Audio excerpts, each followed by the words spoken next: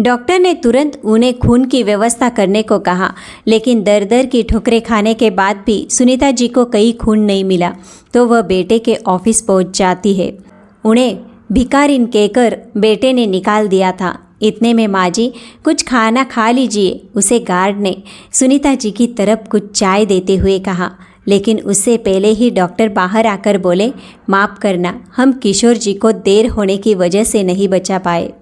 सुनीता जी के मुंह में निवाला जाने से पहले ही नीचे जमीन पर गिर गया। उन्होंने देखा किशोर जी शांत भाव से सो रहे थे। वह समझ चुकी थी कि अब वह जा चुके हैं, पर सबसे आश्चर्य की बात यह थी कि सुनीता जी की आंखों में आंसू नहीं थे। इतने में सुनीता जी ने देखा कि उनकी बेटी शिल्पा का फ़ोन है। यह सब इतनी जल्दी हुआ कि बेटी को खबर करने का मौका ही नहीं मिला। 1 घंटे के अंदर उनकी पूरी दुनिया ही खत्म हो चुकी थी। सुनीता जी ने फ़ोन उठाते हुए कहा, बेटा तेरे पापा को शांति मिल गई है। अच्छा हुआ मेरे पहले चले गए, वरना अकेले रहते तो मेरे जाने के बाद भी चैन नहीं मिल पाता। हेलो मम्मी, ये क्या कह रही है? पापा भी कल रात पता नहीं बहुत कुछ कह रहे थे और बार बार एक ही बात कहे जा रहे थे, मम्मी का ध्यान रखना। क्या हुआ मम्मी? शिल्पा ने फ़ोन पर कहा। पर अब सुनीता जी निशब्द होकर नीरसी बैठी गई थी।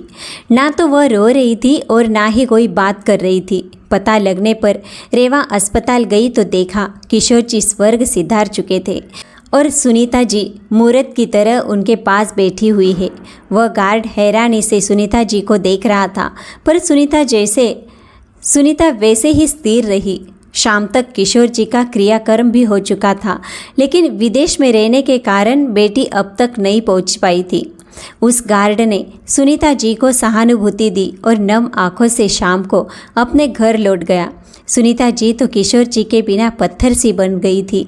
अगले दिन रेवा बोली, सुनिए जी, कल शिल्पा आ रही है, पता नहीं वह क्या करेगी। जब उसे सब कुछ पता चलेगा कि हमारे कारण बाबूजी की जान गई है तो रेवा ने डरते हुए दिनेश से कहा, और कौन बताएगा उसे? यह सब मूर्त बनी मेरी माँ। दिनेश ने कहा, मैं तो हैरान हूँ, मम्मी जी ने शिल्पा को फ़ोन करके अब तक क्यों कुछ नहीं कहा, और क्या पता कह भी दिया हो। रेवा ने कहा, क्या तुम शिल्पा को नहीं जानती? अगर उसे इन सब के बारे में पहले पता होता तो वह कब की यहाँ आग धमकती। मैं क्या कहती हूँ, आपके पापा तो चल ही बसे हैं।